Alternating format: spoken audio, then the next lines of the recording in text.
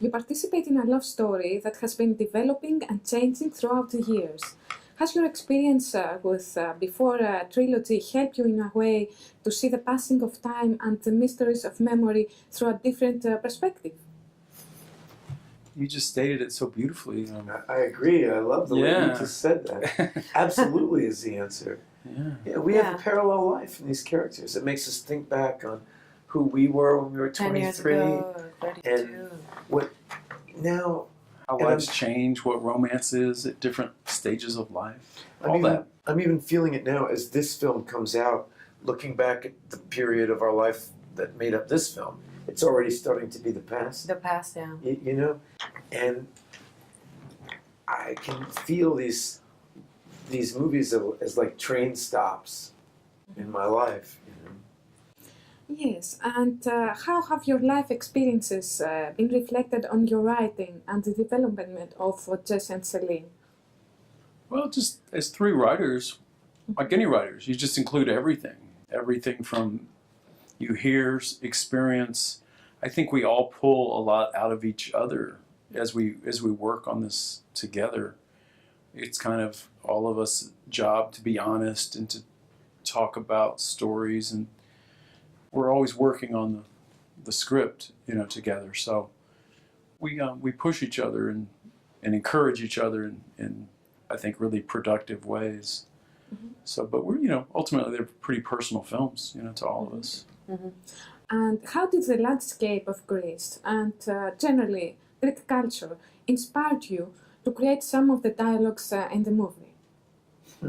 Well, we wrote most of the film here. In Messina. So, it definitely had an influence, in the writing. I mean, we included in it, and, it was part of the process. So yeah. And Greek culture, how did influence you to write some of the dialogues? It's impossible to avoid Greek culture because it's part of every culture. Yeah, I mean, you can't make a reference to anything about psychology, about people's behavior, like the most refined kind of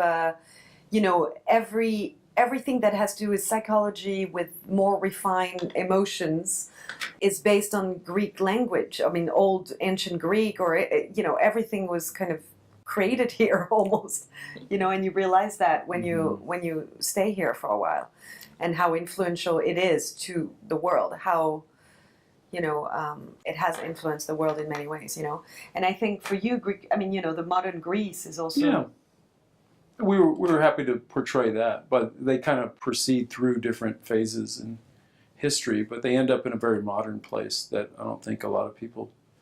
When outsiders come and film here, I don't think they always want to see that part of Greece. So we were happy to show the what seems like the very modern, country that Greece is, on top of an old country that belongs to the world, really.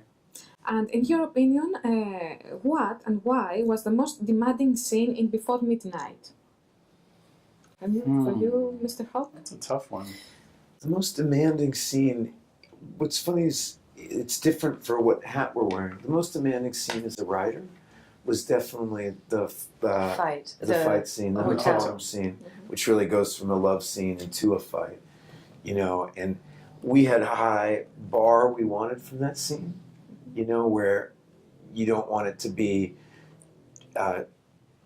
painful without being funny, but you don't want it to be so funny that it comes at the expense of reality, and trying to build the right fight. That was very difficult as writers, or build the right fight.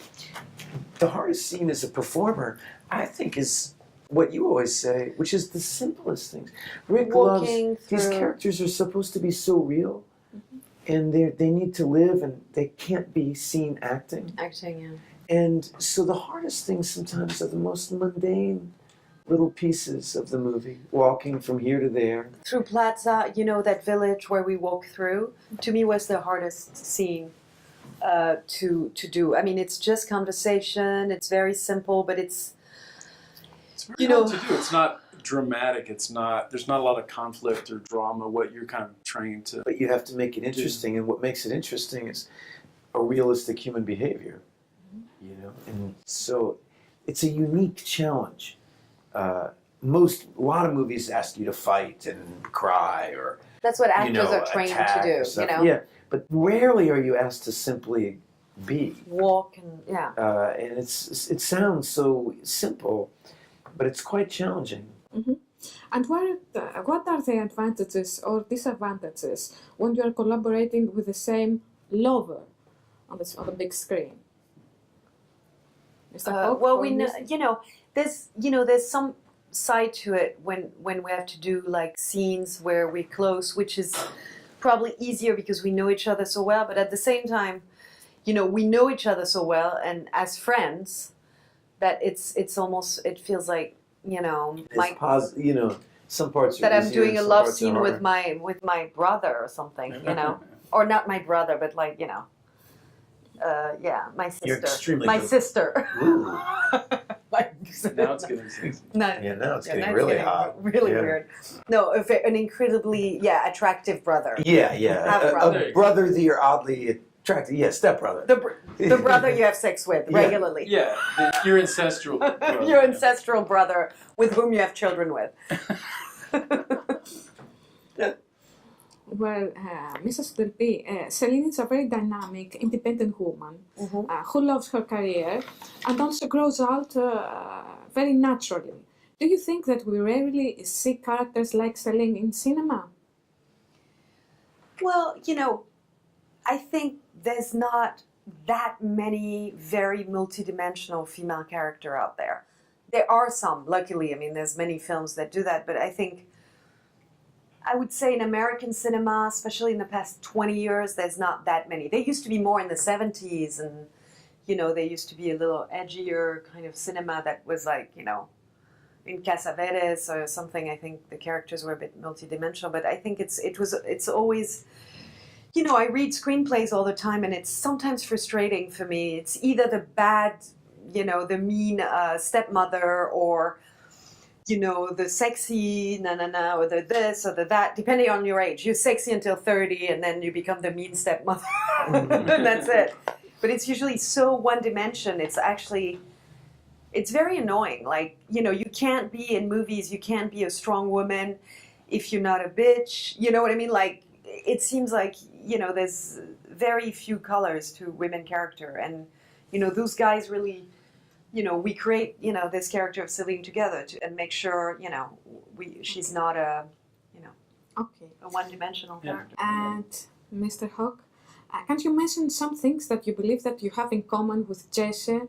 For instance, he's a writer, and I know that you are also interested in writing. He's not interested. He's a writer. I know that two novels you've written, Hot State and Ash Wednesday. And I wonder if you have more things in common with Τζέσι. Yeah, I mean, Jesse is a character that the three of us have been creating for 18 years, and so it feels a little bit like a parallel life. In some ways, Jesse is Julie's fantasy male. I mean, sometimes I'll come up with, wouldn't it be great if Jesse would do this? And Julie will say, no, he would never do that because I wouldn't love him if he did that. And so we build these things together. And I mean, I think Jesse shares a lot of Rick and I's love of the arts. He has a curiosity that is something that I think Rick and I both admire in people, and something that he had in the first movie that I really wanted him to still have. I find it very sad when people lose their curiosity. And it's the kind of thing that some people find incorrigible about him, but it's something that I find is important. And I wonder if your creative work in the dialogues in Before Sunrise and Before Sunset prepared you in a way to express yourself also as a writer. Oh, certainly. I don't think it's any coincidence that Julie and I both went on after Before Sunrise to write and direct our own films. There was something incredibly empowering about the experience that Rick gave us on Before Sunrise that I mean, I think A, he sought us out because we were that type of person, and B, that experience before sunrise added fuel to our fire, made us believe in ourselves. I think a lot of things I noticed from writing with other people, I noticed like a lot of people, you know, I mean, not a lot of people can write, but I know some people can write and they don't do it because they don't have the confidence. They don't give themselves permission. Yeah, confidence is a lot to do with anything of the art. You know, when I started playing music, people tell me, you're 30, you're starting the guitar, you can't play music. And I was like, I didn't care, and I started, and I was able to do it. I think when you trust, not that I'm ever going to be a great guitarist, you know, but I can write. You know, I can write with guitars, I can play guitar all day long if I feel like it. You know what I mean? A lot of people don't allow themselves to do it. And by doing Before Sunrise, Rick allowed us to be part of the process, you know, of the writing process. And so it really kind of gave us that strength, and it was amazing, you know. Mm-hmm. I probably would have been too insecure to ever write my own stuff, you know, or I would have done it but then give it up, which I had done before. I had written a screenplay before, but kind of gave it up because thinking I was not good enough, you know, kind of thing. Thanks a lot for granting me this interview.